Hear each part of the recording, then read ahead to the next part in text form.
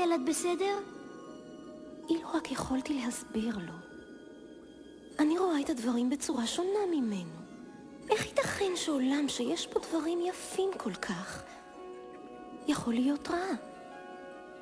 רק התבונן, כאן הם כולם, אוסף נפלא, כל פריט בו מושלם, ואז תאמר שרק לי יש הכל בעולם.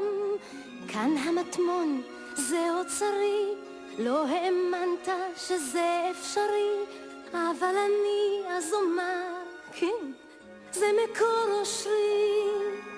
משחקים ובובות מכל צבע, ודברים משונים עד מאוד. אתה רוצה דרם בלבוס? יש בשפע. אך אני אבקש עוד ועוד.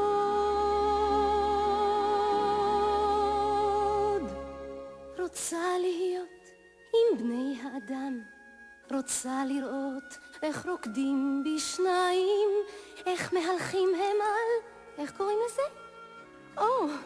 רגליים.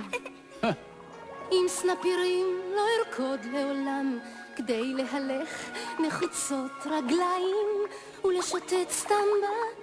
מה המילה הזאת? רחוב.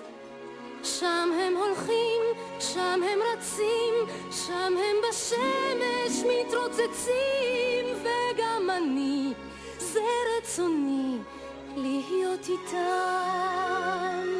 מה לא אתן אם רק אזדמן מחוץ למים? הון השלם ליום שלם על חול חמים.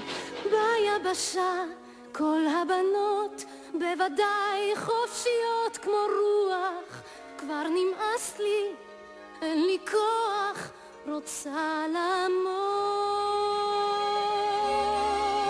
אלמד בספרים מחוכמת הסופרים, אשאל שאלות ואשאב כך ידע מה בוער כאן בקצה הנר, מה המילה אש. רק אבקש להיות איתם, לצוף מעל גלי המים מחוץ לים,